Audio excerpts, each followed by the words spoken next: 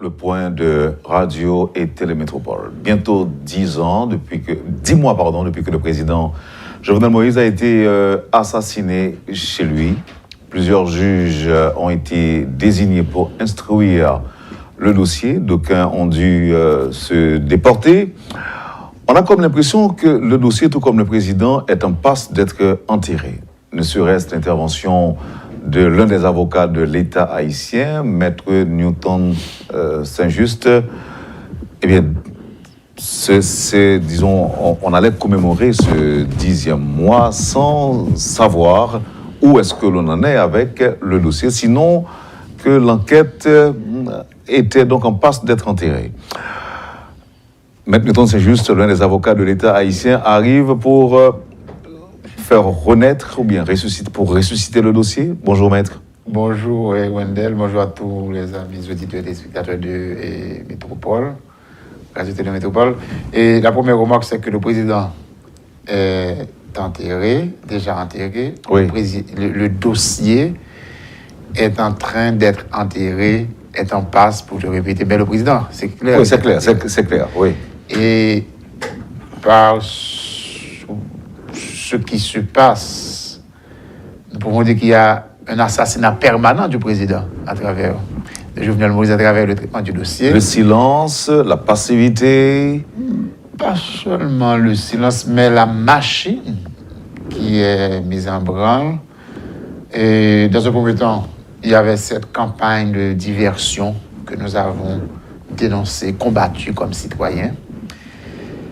Maintenant, cette campagne de diversion, elle existe encore, et toujours, si vous le voulez, mais il y a la manipulation de la machine judiciaire pour que ce dossier se perde dans les méandres du temps ou à travers les méandres du temps, parce que, vous savez, en matière d'enquête criminelle et en matière d'enquête tout court, quelle que soit, je dirais, la nature de l'infraction, plus le temps passe, plus il est difficile de replacer. Plus on est enclin à oublier. À oublier, mais aussi les indices, les éléments matériels, les éléments de preuve tendent à disparaître.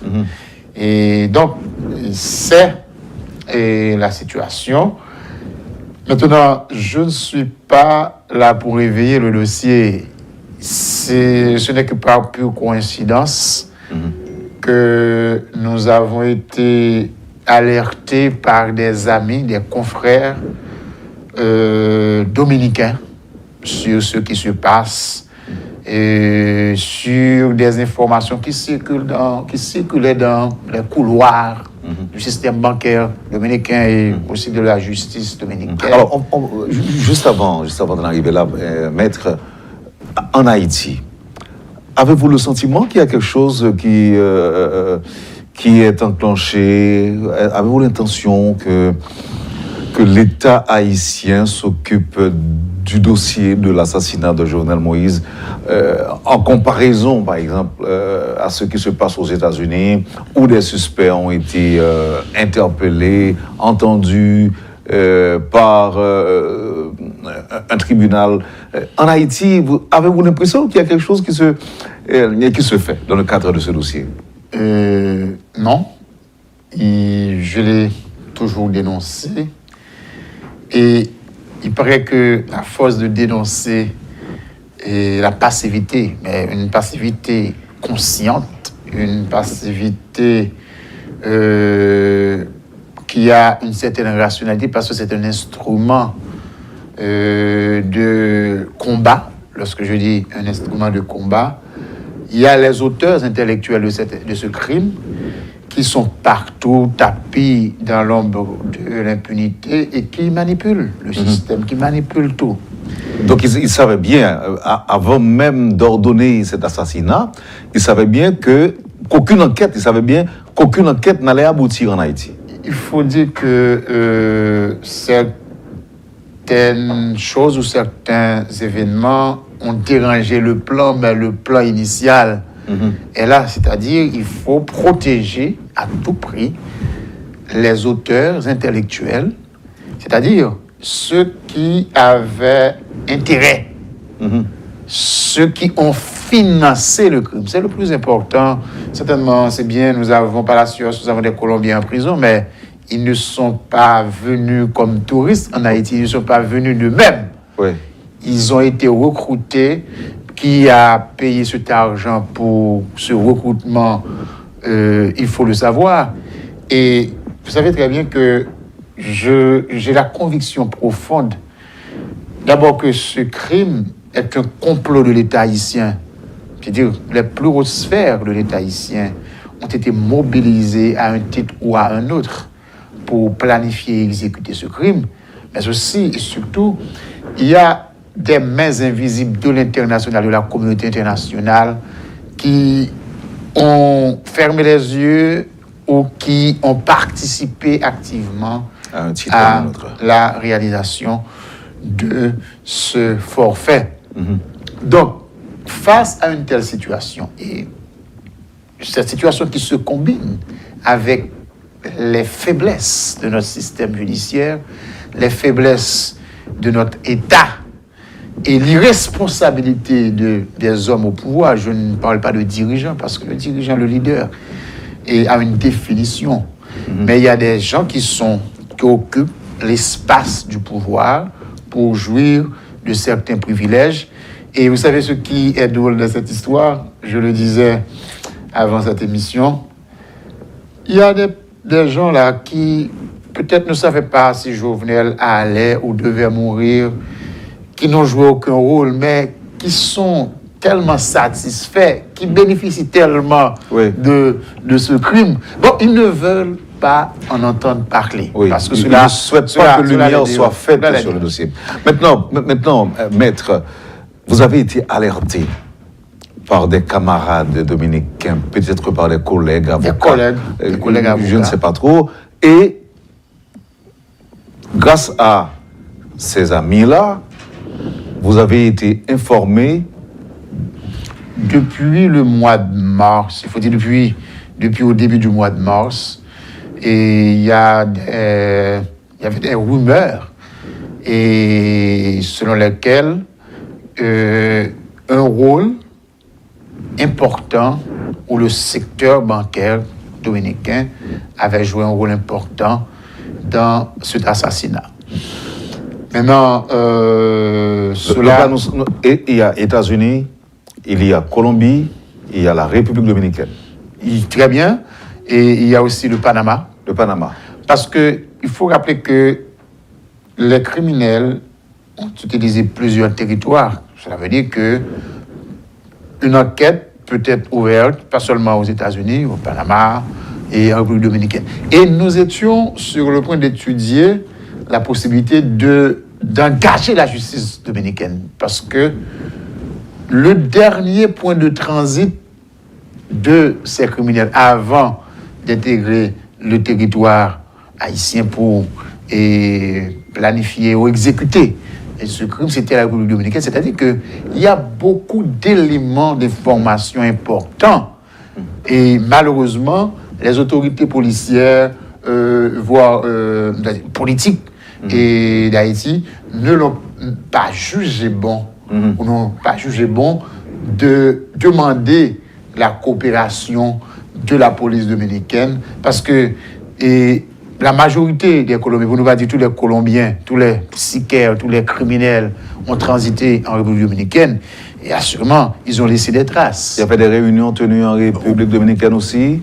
Donc, l'enquête devait aller jusque-là. Donc, nous étions en train de voir comment déposer une plainte en République dominicaine et sur la base de l'utilisation du territoire dominicain. Oui, mais écoutez, est-ce que on ne devait pas intenter d'abord une action contre l'État haïtien d'abord? C'est-à-dire contre l'État haïtien? Pour sa passivité, pour... je croyais que tu voulais dire pour sa participation, et parce qu'en fait, nous... Avant même de parler de la République dominicaine. Non, ce que je veux dire, c'est que, par exemple, la justice américaine s'occupe du dossier aujourd'hui, c'est parce que le territoire américain a été utilisé pour planifier une enquête et un assassinat. L'assassinat. Et sur la base des lois américaines, eh bien, un tribunal floridien est en train de juger des citoyens haïtiens et colombiens et chiliens, parce que Jarre est un citoyen chilien. Maintenant, le territoire dominicain, au même titre que le territoire américain, a été utilisé. Et nous sommes dit que, vu la lenteur et le manque flagrant d'intérêt en Haïti, il faut créer plusieurs foyers. Il faut que ce dossier soit vivant un peu partout, parce que je ne suis pas sûr qu'aux États-Unis, on saura la vérité, mais une certaine vérité. Parce que, du train que cela va aux États-Unis, j'ai encore la conviction profonde que la justice américaine ne va pas arriver à cette vérité qui mettrait en péril les intérêts américains. Et nous nous sommes dit que on peut voir comment intenter, comment déclencher une action au Panama et en République dominicaine. Et maintenant, la situation est devenue plus facile avec ces révélations selon lesquelles le système bancaire dominicain a été utilisé à hauteur de 20 millions de dollars américains. Cela peut paraître étonnant, mais Monsieur José Manuel Patin est l'un des plus grands spécialistes en République dominicaine en matière de blanchiment d'argent. Il a travaillé pour des entreprises privées et publiques en République dominicaine et aux États-Unis, et il est conférencier à travers plusieurs universités et en République dominicaine et aux États-Unis. Donc, M. Patin, c'est un spécialiste crédible, c'est un avocat, et il a critiqué vertement le comportement des organes de lutte contre le blanchiment d'argent en République dominicaine. Il a commencé d'abord par ce que nous appelons la Procuraduría General de la República Dominicana, ce que nous appelons ici le parquet, c'est le procureur, c'est le bureau du procureur général. Il y a la Unidad de Análisis Financiera, c'est l'équivalent de notre UCREF en Haïti. Et puis, il y a la Superintendencia de Bancos, qui est cette institution qui est chargée du contrôle des banques. Et très bien, l'autorité régulatrice des banques en République dominicaine. J'ai failli dire c'est leur BRH à eux. Donc, il a demandé à ce que ces institutions rendent des comptes sur ce qui s'est passé, parce que elles savaient, ou bien les responsables de ces institutions savaient très clairement que les 20 millions de dollars qui ont transité à travers par le système bancaire dominicain étaient destinés à assassiner le président Jovenel Moïse, c'est ce qu'il avait dit. Donc il y a plusieurs infractions. Il y a blanchiment d'argent. Il y a blanchiment d'argent. Si l'enquête vérifie ces informations, nous avons d'abord en République dominicaine, ce qui paraît rare parce que très souvent l'infraction de blanchiment vient après et une infraction principale. Et maintenant, avec l'évolution du droit pénal et à travers le monde, et par exemple, au même titre que la République dominicaine, nous avons une loi sur le blanchiment et le financement du terrorisme. Ça veut dire que les actes de blanchiment peuvent provenir avant l'acte terroriste, par exemple, les actes terroristes, par exemple. Et dans le cas de l'assassinat de Jovenel Moïse, il y aurait blanchiment d'argent. Alors, il faut chercher la source de l'argent qui a été blanchi. Oui. Ça nous met dans deux infractions principales et au fin d'assassiner l'ancien président Jovenel Moïse. Donc, il y aurait association de malfaiteurs. Et comme je l'ai dit, je l'ai écrit à la procureure et générale de la République dominicaine, Madame Myriam Hellman Balito, il y aurait aussi des actes de corruption parce que, qui sait, il faut déterminer si les autorités dominicaines au plus haut niveau n'ont pas profiter de cet argent, participer à... C'est une enquête. Et... Oui, mais à quoi, selon vous, ça va servir? Est-ce qu'on va simplement se contenter des sanctions que la République dominicaine pourrait encourir? Et en même temps, est-ce que ça va tout simplement aider à faire avancer l'enquête? Déterminer les origines de ces 20 millions? D'abord, si ces 20 millions de dollars américains ont effectivement transité par le système bancaire dominicain, c'est une infraction, je dirais, autonome pour laquelle la justice dominicaine est compétente, sans aucun lien avec l'assassinat de Jovenel Moïse. Elle a dit que les autorités dominicaines de lutte contre le blanchiment d'argent doivent agir sans tenir compte de l'assassinat, du résultat, parce que selon les conventions internationales ratifiées également par Haïti, selon la loi du 1er juin 2017 et sur le blanchiment d'argent et le financement du terrorisme adopté, c'est-à-dire en République dominicaine, eh bien, les organes de lutte contre le blanchiment doivent être mis en branle pour détecter ces actes de blanchiment, identifier leurs auteurs. Donc, cela n'a rien à voir avec nous en ce qui a trait au blanchiment. Alors, dans un premier temps, Yeah. Donc, on n'aurait même pas besoin d'une plainte de la famille et Moïse, d'une demande de coopération de la part des autorités haïtiennes pour que la justice dominicaine soit mise en branle. Maintenant, la question, je pense que qui est sous-jacente à celle que tu viens de poser, est celle-ci. Qui aurait intérêt à dépenser tout cet argent en République dominicaine pour assassiner Jovenel Moïse?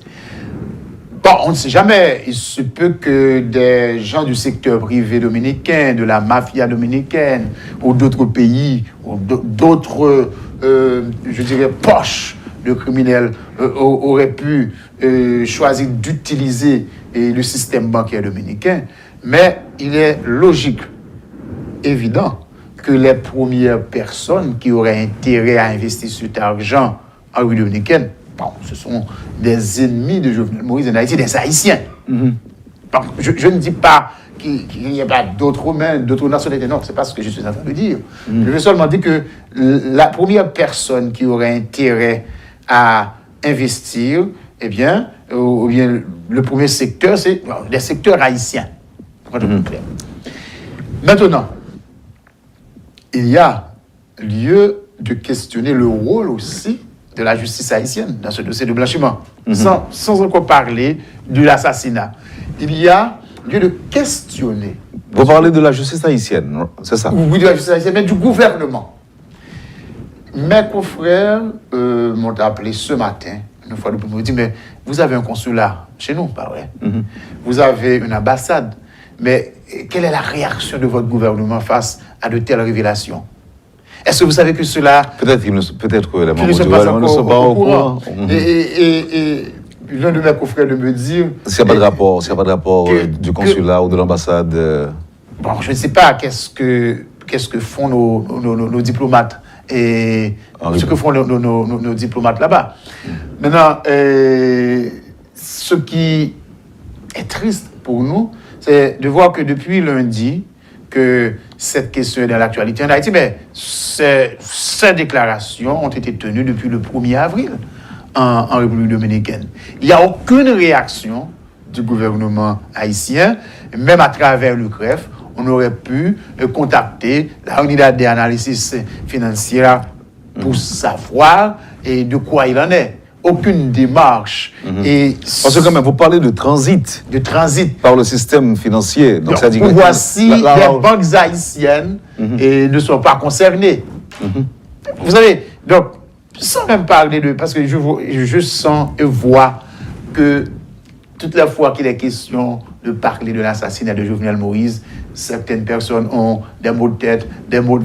Bon, je ne veux pas parler de l'assassinat. Je parle du blanchiment et lui-même. Des 20 millions de dollars, nous aimerions savoir, comme citoyens, est-ce que le système bancaire haïtien, est-ce que des hommes en Haïti n'ont pas financé cet argent et par quels moyens?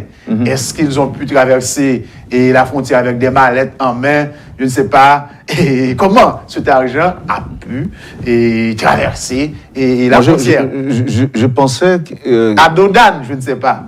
Dodane, oui, peut-être en avion. Les assassins ou encore les exécutants de cet assassinat étaient tout simplement à aller retirer l'argent à la banque. Il y a une autre interrogation. Je suis sage en disant que environ 95% des gens qui ont un peu d'argent ici ont un compte bancaire en République dominicaine, ont des activités en République dominicaine. Je suis très sage. J'aurais pu dire que tous les gens du secteur privé haïtien ont des activités économiques en République dominicaine. Donc cela n'est pas interdit. Vous parlez de ceux qui sont soupçonnés d'implication? Non, je parle d'une manière générale. Il y a des personnes que je connais très bien qui ont un compte bancaire en République dominicaine pour des raisons de santé. Vous savez, s'il y a quelque chose là pour s'assurer qu'un hélicoptère de la République dominicaine puisse venir le chercher ici. Donc, pour plusieurs raisons. Mais ce que je veux dire que le secteur privé haïtien a des rapports très serrés, des rapports très étroits avec la République dominicaine ou le secteur privé dominicain. Cela veut dire qu'il y a des gens, il y a des personnes qui ont des intérêts économiques, de grands intérêts économiques en Haïti et qui ont aussi de grands intérêts économiques en République dominicaine, qui ont de l'argent disponible là-bas. Donc, une enquête devrait être menée pour déterminer ces personnes-là. Et je ne veux pas citer de nom, et je parle là de manière très professionnelle. Objective. Et de manière objective, parce que ceci est logique.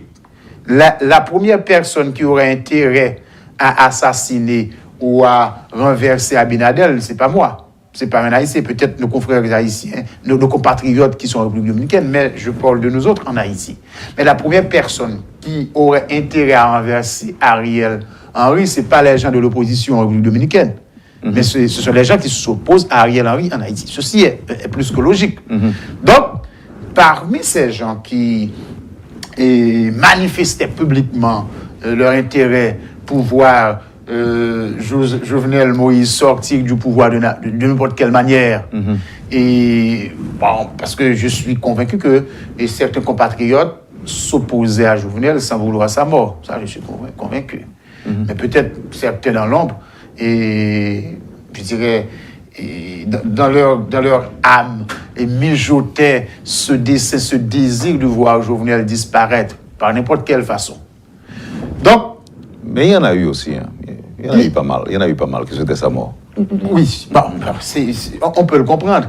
Mais ce qui est clair, aujourd'hui, une enquête doit déterminer le lien entre tous les gens qui ont des comptes bancaires en République dominicaine, qui ont de l'argent disponible, qui ont cette somme d'argent. Je ne parle pas de toi qui peut avoir une compte de $100, de 10 000 pesos. Je parle de personnes qui ont beaucoup d'argent parce que, après 2004, selon une étude, plus de 14 milliards de dollars investis, le secteur privé haïtien a investi plus de 14 milliards de dollars en République dominicaine après 2004. Après 2004. Après 2004. Et je n'ai pas les chiffres maintenant. Nous allons, après la pause, parler de la plainte que vous avez déposée. Très bien. Mais avant ça, avant la pause, dites-nous, Avez-vous été consulté par les proches de Jovenel Moïse? Jamais. Famille? Non. Et avez-vous été consulté par d'anciens membres du gouvernement Non. de Jovenel Moïse? Non. Pas des personnes en prison, oui. Par contre, bon, il y a des personnes en prison qui ont essayé d'avoir et de m'avoir comme avocat. J'ai dit... Là, vous parlez des suspects ou des bien? suspects. Et moi-même... Non, mais vous ne pouvez... Non, mais sur ce, je veux dire quelque chose. Je ne sais pas quel rôle que j'aurais à jouer dans le cadre de ce dossier. Mais je suis prêt pour la manifestation de la vérité sur les auteurs intellectuels de ce dossier à être l'avocat même des Colombiens. S'ils vont permettre à la justice de savoir... Est-ce qu'ils n'ont pas dit tout ce qu'ils avaient à dire? Je ne sais pas. Parce que, en fait, j'ai entendu... On ne sait jamais. Ils ont révélé des choses à la presse colombienne. Même les Colombiens, s'ils sont prêts à dire que c'est Wendell qui a financé, et si j'ai la conviction que c'est vrai... Wendell a gagné $100. C'est pour la République dominicaine. 10 000 pesos. Oui. Et, ils ont révélé des choses. Ils ont dit avoir été trompés. Ce sont des militaires. Et des militaires... Il ne faut pas trop se fier à leurs paroles. Ah, mais ce sont aussi... Ils ont été formés pour... Pour tuer aussi. Ce sont des criminels. Et ils comprennent très bien qu'ils vont passer le reste de leur jour ici et que tout peut arriver à n'importe quel moment. Donc, il faut prendre leurs déclarations pour ce qu'elles sont. Rapidement, une petite question. Avez-vous réagi à la nouvelle faisant état de l'incinération des Colombiens? En République dominicaine, à travers la presse dominicaine. Et ça vous dit quoi? Au cours de l'émission Primera Entrega, animée par le professeur Ruben Pontier, j'ai été questionné sur cet événement. Je crois que ça s'est produit il y a mardi dernier. Non, une semaine. Une semaine. D'abord, je pense que les autorités haïtiennes devraient permettre aux familles, aux parents de ces anciens soldats de rendre un dernier hommage à leurs défunts parce que, d'un point de vue culturel, je suis sûr que les Colombiens sont comme nous sommes attachés à nos morts, à nos défunts, et puis ces hommes-là sont exempts de toute action pénale du fait de leur mort. Ils ne peuvent rien apporter à la suite de l'affaire. Et leurs parents, leurs familles n'ont rien à voir à ce qui s'est passé en Haïti. Je veux parler de l'assassinat de l'ancien président Jovenel Moïse. Donc, je pense que l'État haïtien, le gouvernement haïtien devait permettre à ces personnes-là de rendre un dernier hommage à leur père, parce que ces hommes ont laissé des femmes... Est-ce que l'autopsie pourrait aider à voir ou bien à savoir si ces gens-là avaient été tout simplement exécutés? Oui, l'autopsie peut révéler cela. Par exemple, si ce sont des gens qui ont été tués à bout portant, on peut révéler ça à travers l'autopsie et bien d'autres choses. Donc, c'est possible. OK. Donc, grâce à vos collègues avocats qui sont en République dominicaine, vous étiez informés que 20 millions de dollars transitaient par le système bancaire dominicain pour financer l'assassinat du président Jovenel Moïse. Vous avez décidé de porter plainte en tant qu'avocat de l'État. Non, pas en tant qu'avocat de l'État, c'est parce que c'est l'État. En tant que citoyen. Et parce que... Doublé du titre d'avocat, quand même, de l'État haïtien. Non, l'avocat, parce que, d'abord, ce que nous avons fait, c'est de dénoncer ce fait auprès de la justice dominicaine. Vous savez que le parquet, comme nous l'appelons en Haïti, mais la Fiscalia de Santo Domingo, ou la République dominicaine, le fiscal, c'est l'équivalent de commissaire du gouvernement de la République dominicaine. Ah, ok. Le fiscal. Donc, c'est la plaque tournante de l'action pénale. Et en ce sens, nous avons alerté la docteure Myriam Herman Brito afin qu'elle achemine le dossier aux autorités compétentes, par exemple la Unidad de Análisis Financiera ou autres autorités qu'elle jugera nécessaire. Maintenant, la démarche est une démarche très simple. Vous pensez qu'elle va aboutir? Et nous avons les moyens pour au moins une enquête de blanchiment soit ouverte en République dominicaine. Les objectifs fixés. Les objectifs, c'est d'abord qu'une enquête soit menée pour vérifier ces déclarations. Vous avez identifié déjà l'instance dominicaine nous avons tout qui pourrait mais être habilitée à mener cette enquête. Cependant, il est clair que ce n'est pas une mince affaire, de la mesure où c'est tout le système bancaire dominicain qui est sous pression actuellement. À cause de ça. À cause de cela, et puis, vous savez que nous vivons dans un monde où tous les systèmes financiers sont interconnectés. Donc, mener une enquête sur un dossier pour les Dominicains, parce que les Dominicains sont vraiment unis en ce qui concerne les intérêts nationaux de leur pays. C'est pas comme nous. C'est pas comme nous. Donc, il y a beaucoup de débats qui se font pour savoir qu'est-ce qu'il faut faire avec ce dossier. Maintenant, pour aboutir à l'ouverture d'une enquête sur ce dossier en République dominicaine, la solution ne viendra pas de la République dominicaine. Nous le savons très bien. Parce que le blanchiment d'argent ou le crime financier en général est une menace pour les sociétés modernes. Et vous pouvez seulement penser à ce que peut faire un terroriste parce qu'il a beaucoup d'argent, parce qu'il contrôle le système financier d'un pays. Et contrôler le système financier d'un pays peut vous habiliter à contrôler le système financier de plusieurs pays. Et donc, dans un premier temps, il faut alerter le gouvernement. Non, l'objectif premier d'abord. D'alerter la justice dominicaine et leur donner un temps d'observation, de réaction. Dans le deuxième temps, j'observe aussi le comportement du gouvernement haïtien pour voir dans quel niveau mon gouvernement a été ou est impliqué dans cette affaire, parce que, comme je le répète chaque jour, c'est que toutes les plus hautes sphères de l'État haïtien ont participé au complot qui a conduit à l'assassinat de Jovenel Moïse. Ce n'est pas seulement les Colombiens qu'il faut voir. Et vous savez que Jarre disait, s'il faut faire confiance à ses propos, que dans un premier temps, on cherchait l'aide de Fantôme 609 pour assassiner Jovenel.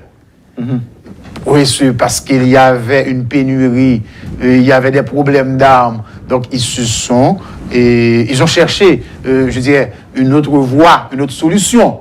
Donc, ça veut dire que pendant peut-être 2 ans, je pense que depuis 2019, il y a plusieurs scénarios étaient à l'étude pour voir comment venir à bout de Jovenel Moïse. Et il faut donc, c'est à défaut qu'ils ont choisi les mercenaires. Bon, c'est-à-dire, avec le temps, on a pu collecter les fonds nécessaires parce que cette opération demande beaucoup d'argent. Toi et moi, nous ne pouvons pas planifier. Lors même que vous seriez, que nous serions en politique, bon, nous serions là à faire des déclarations, comme la plupart de nos compatriotes qui s'opposaient politiquement et pacifiquement à Jovenel Moïse. Mais trouver l'argent nécessaire pour mobiliser autant d'hommes et pour mobiliser autant de pays, il ne faut pas oublier que les Colombiens, ceux qui sont en Haïti, en prison ou aux États-Unis, ont fait savoir que dans un premier temps, l'idée, c'était de capturer Jovenel, de le mettre dans un avion à destination de quel pays, nous ne savons pas. Donc, plus le temps passe, plus on comprend la dimension internationale de ce complot. Plus le temps passe, plus on comprend que la communauté internationale a un rôle à jouer dans ce dossier. Et nous autres, nous sommes en train de les mettre à l'épreuve. Et après... Alors, ce rôle à jouer dans la recherche de la vérité, nous ne pouvons pas totalement laisser, dans le cadre de ce dossier, la recherche de la vérité entre les mains de la communauté internationale. Mais ils ont joué un rôle dans l'assassinat de Jovenel Moïse que seule une enquête indépendante peut aider à déceler, à comprendre. Maintenant, nous avons alerté la justice dominicaine. Cela prendra 2 ou 3 semaines. Nous allons, avec les amis, les confrères que nous avons là-bas, analyser le comportement et savoir quelles décisions prendre. Nous sommes en train de voir, d'observer la réaction du gouvernement ici. Certainement, nous savons que dans leur démarche, depuis le commencement de cette affaire, c'est de fermer les yeux, c'est de protéger leurs intérêts, c'est-à-dire les auteurs intellectuels de l'infraction. Maintenant, nous avons déjà entamé une grande campagne à travers le Parlement dominicain pour avoir une enquête parlementaire, à travers le Parlement, le Congrès américain et les autres organes internationaux impliqués dans la lutte contre le blanchiment d'argent. Donc, nous sommes en train de monter une grande campagne. Non, pas pour Jovenel Moïse, non. Mais vous savez que, il faut nous comprendre, ce qui s'est passé est une honte pour nous autres Haïtiens. Et malheureusement, il paraît qu'il y a d'autres peuples qui ressentent, qui ont honte de cette honte plus que nous. Et nous devons, comme citoyens, faire ce que nous pouvons avec les moyens intellectuels, les moyens technologiques qui sont à notre disposition pour démontrer à ceux qui ont peur que la lutte entre la vérité et le mensonge, c'est une lutte qui a pris naissance, disons, depuis la naissance des siècles. C'est-à-dire que cette lutte va toujours exister, mais on n'a pas besoin de 20 millions de dollars, on n'a pas besoin des armes comme les Colombiens pour faire triompher la vérité, avec les moyens surtout qui existent aujourd'hui. Maintenant, le danger aujourd'hui, c'est d'abandonner cette enquête entre les mains des États-Unis, de l'international. Oui, mais les États-Unis ont commencé. Ils ont commencé, mais comment? Parce que ce sont eux qui auditionnent des suspects. Vous savez que nous avons là cette habitude de dire et de croire que c'est entre les mains des Américains, donc c'est bien gardé. C'est faux. Ils sont menteurs comme tout le monde, comme tous les hommes. Ils sont corrompus comme tous les hommes et ils défendent surtout leurs intérêts comme tous les hommes. Et je vous donne un exemple. Le crime a été planifié dans les locaux de CTO, de Counter Terrorist Unit, dirigé par Arcangel Pretel et Antonio Entriago. Par exemple, Antonio Entriago était en Haïti 3 semaines avant l'assassinat de Jovenel Moïse. Il était venu coordonner tout. Et son avocat a déclaré à un journal américain et mexicain que Entriago avait même avait pris des dispositions pour rencontrer l'ambassadrice américaine en Haïti. Mais il était vraiment occupé. Il n'y avait pas, ils n'ont pas pu trouver une entente pour avoir un rendez-vous, mais ils se sont rendus à l'ambassade pour les avertir ou pour les informer du travail, du boulot qu'ils étaient venus faire en Haïti. Et le travail a été fait. Le travail a été fait. Oui, mais c'était quel travail? L'assassinat de Jovenel Moïse, c'est ce que nous avons comme résultat. Mais on rapporte qu'au départ, il n'était pas question d'assassiner Jovenel Moïse. Je suis désolé, c'est le résultat qui compte pour nous. Mais, deuxièmement... Donc, vous êtes en train de confirmer pour nous qu'avec ces éléments-là, que les Américains étaient bel et bien informés. d'une opération, de la présence de ces gens sur le terrain, et qu'ils n'étaient pas venus apporter des fleurs au président haïtien ou faire du tourisme. Mais deuxièmement, Arcangel Pretel. Qui est Arcangel Pretel? Arcangel Pretel est l'un des agents les plus importants de la CIA et de la DIA dans le cadre de la lutte contre les FARC.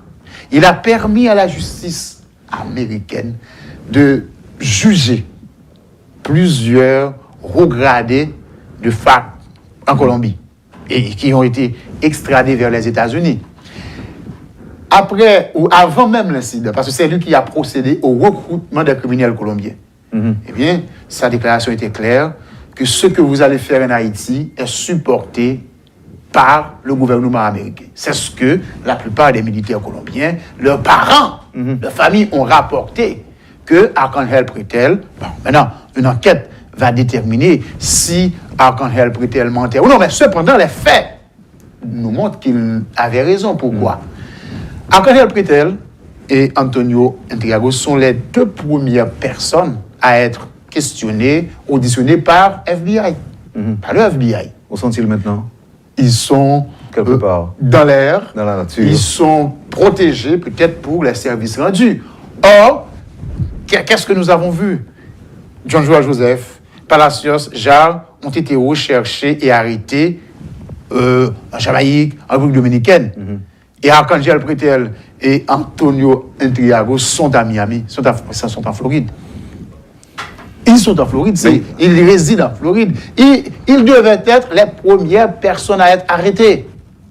Ils devaient être les premières personnes à être arrêtées si véritablement les Américains voulaient nous aider. Pas nous aider, mais voulaient que la manifestation et la recherche de la vérité. Dites-nous, maître, vous avez participé à la rubrique Le Point une fois sur ce dossier. Et quelques heures plus tard, on vous a invité aux États-Unis. Qui avez-vous rencontré?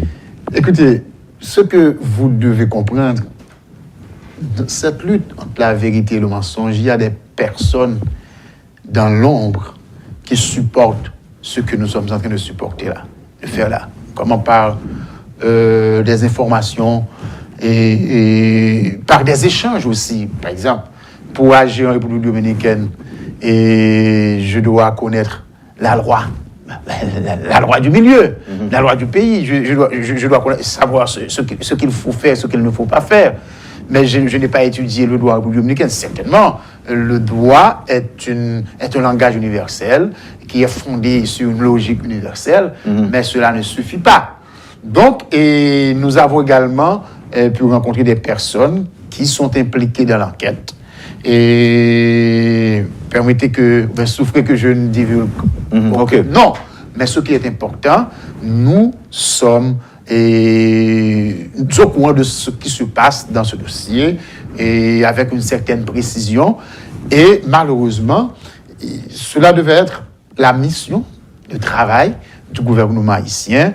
Et aujourd'hui, quand un journaliste haïtien ou étranger veut savoir ce qui se passe dans le dossier, bon, il m'appelle. Bon, je n'ai pas de problème. Je leur parle. Mais, comme je l'ai dit, il y a de cela 3 mois, il faudrait au moins constituer une... Si M. Ariel Henry, et permettez que je dise cela, si M.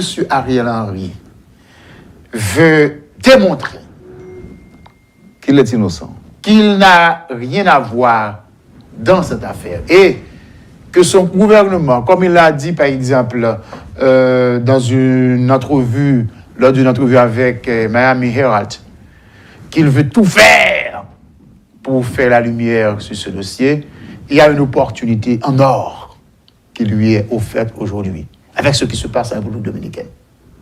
Montrez-nous, M. Ariel Henry, que vous voulez que la vérité jaillissent sur les auteurs intellectuels de cette infraction. Parce que, vous savez, un crime comme celui-là, c'est un rire, à la fois un rire et un sourire moqueur. Non, rien de cela. De tristesse aussi. Rien de cela. De tristesse. Alors, ce que je veux dire, en matière de crimes financiers, et En matière de terrorisme, en matière de criminalité organisée, le cœur de la criminalité organisée, c'est l'argent. Et c'est pour cette raison qu'il y a ce principe, cette formule anglaise, follow the money, siga el dinero. Suivre l'argent. Eh bien, en suivant Retracer l'argent, l'argent. en suivant l'argent, vous avez déjà les criminels en main. Chaque dollar identifié vous permet d'approcher plus près du criminel. Et aujourd'hui, la meilleure façon de savoir qui a tout fait est de savoir qui a financé. Et les mains qui ont financé, vous savez que l'argent qui a été dépensé n'était pas tombé du ciel. Et il venait de quelque part, apporté par quelqu'un. Et donc, M. Ariel Henry, c'est une opportunité qui lui est offerte aujourd'hui en instruisant, en intimant l'ordre à l'UCREF. Et parce que l'homme même qui n'a pas encore un juge sur ce dossier, je ne sais pas si on aura le temps de parler de magistrat Belab, l'homme qui n'a pas... C'était justement le dernier point que j'allais aborder avec vous. Et l'homme qui n'a pas de juge sur ce dossier, vraiment.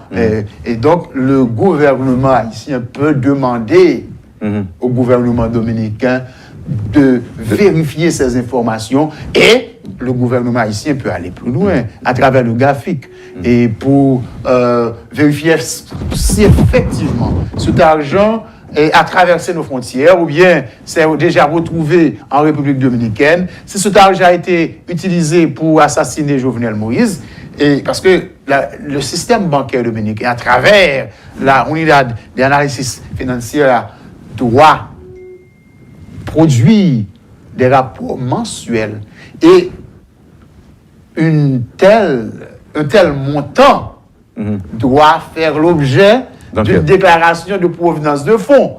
Si quelqu'un est venu avec quelques millions de dollars dans une valise et dire qu'il faut remettre ça pour nous aux Colombiens, mais il faut que cela passe par votre système bancaire afin qu'il soit blanchi en parlant de cet argent. Donc, c'est tout le système financier dominicain et plus tard peut-être le système politique qui peut être touché, qui peut être concerné par cette affaire. Non, et nous avons besoin d'hommes d'État. Nous avons besoin que M. Ariel Henry prenne sa responsabilité. Alors même qu'il ne veut pas prendre ses responsabilités, nous autres comme citoyens, à travers les mécanismes en place, à travers les réseaux que nous avons, eh bien, nous allons forcer M. Ariel Henry, la justice dominicaine et pourquoi pas GAFIC à mener une enquête sur cela. Le nouveau juge d'instruction vous a... En fait, vous l'avez appelé. Le nouveau juge d'instruction, vous l'avez parlé. Qui? Le nouveau juge d'instruction. Vous pouvez parler de Belab? Oui. Non, tout le monde connaît. Il faut dire que Belab et moi, on était au programme de maîtrise en criminologie en 2007-2008. Et depuis l'affaire Sogénère, on n'a aucun contact. Vous savez que... Pourquoi? Et pour des raisons... de conflit d'intérêts ou... Non, parce que d'abord, pour une inimitié capitale entre lui et Maître Févry, et nous avons dû demander son renvoi, faire une action en renvoi, en dessaisissement contre magistrat Belab, et ce qu'il n'a pas bien digéré, donc il nous a tous considérés comme des ennemis. Il était avocat. Il est juge, juge d'instruction. Okay. Et dans le cadre du dossier Sogénère. Maintenant, lorsque j'ai appris que ce dossier a été confié au juge Belab, la première chose que j'ai faite, et j'ai été appelé par plusieurs médias, j'ai dit que je vais donner, un temps au magistrat Belab pour voir ce qu'il va faire. Maintenant, les dernières informations me font comprendre que ce juge n'a jamais eu ce dossier. Le juge n'a jamais eu le dossier et je ne sais pas pourquoi. Que le juge n'a jamais eu ce qu'il a demandé, je ne sais pas pourquoi. Et je vois sur les réseaux sociaux des gens qui parlent beaucoup, qui se plaignent, qui se moquent, je ne sais pas, des supplication des exigences du juge. Je ne sais pas si c'est fondé. Mais je dois vous dire que, par exemple, 1 million de gouttes par mois pour un tel dossier n'est rien. Ce n'est rien du tout. C'est ce que l'avait demandé?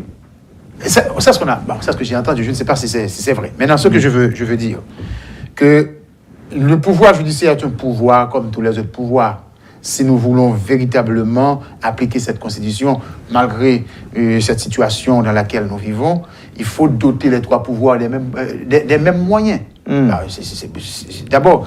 Mais ensuite, je dois vous rappeler que pour mener le dossier de Jean-Dominique, le Palais national, M. Préval, ce qui n'était pas tout à fait conforme aux principes, je dirais, institutionnels, mais M. Préval a mis à la disposition du juge Claudie Gassan 500 000 gouttes par mois. Et à l'époque, nous sommes entre 2001 et 2003, et il nous fallait entre 29 à 42 gouttes pour $1. Donc, c'était encore plus d'argent. Valait quelque chose. Cela valait beaucoup plus d'argent. Donc, en dehors des moyens économiques, pour mener à bien ce dossier, le juge, quel que soit le juge, il aura besoin de ressources humaines. Par exemple, le président Jovenel Moïse avait commandé de payer une enquête sur les gangs armés, sur les exportateurs, ou je ne sais pas, les importateurs, les trafiquants d'armes. Pour ce rapport, on a dû payer à M. Saint-Éfu 700 000 $ américains. Mais dans le cadre de ce dossier, on peut besoin de l'expertise de M. Patin en République dominicaine. On ne sait pas qu'est-ce qu'il va demander. On peut besoin de l'expertise de spécialistes en matière de terrorisme. On ne sait pas ce qu'il va demander. Donc, et la justice a un prix, et la justice n'a pas de prix. C'est-à-dire que pour que la justice puisse triompher, il faut investir beaucoup, mais le prix à payer n'est rien. C'est ce que je dis, que la justice n'a pas de prix. Donc, moi-même, j'aurais aimé voir les premières actions du juge Belab dans ce dossier. D'autant plus que j'ai appris que ce mandat arrivera prendra fin à la fin de ce mois. Mais ce n'est pas un problème. Parce que j'ai vu la semaine dernière, M. Ariel Henry nommé plus de... Il a renouvelé le mandat. Renouvelé le mandat de plus de 80 juges. Et donc, c'est une formalité.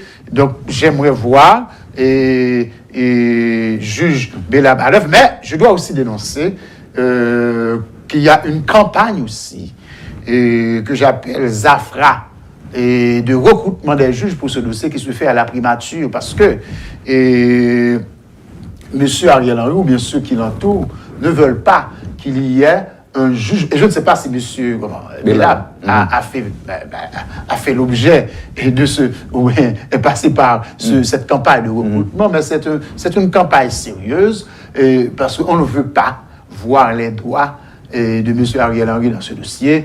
Il y a d'autres personnes aussi qui ne veulent pas qu'on voit leurs droits. Mais ce serait de bonne guerre. Mais dans l'état actuel du dossier, à partir de ce qui se fait au niveau international, cette loi prise par l'administration Biden après sur demande du Congrès américain ce 15 mars, et cela démontre que de plus en plus il nous faut des juges qualifiés, il nous faut sauver notre dignité, il va de notre image, et avec on va sauver ce qui peut l'être. En tout cas, maître, avec ce qui se passe aussi en République dominicaine, il faut qu'un juge soit enfin en charge de ce dossier, et parce que, comme nous l'avons dit au début, en matière d'enquête, plus le temps passe, plus il est difficile d'aboutir aux résultats escomptés.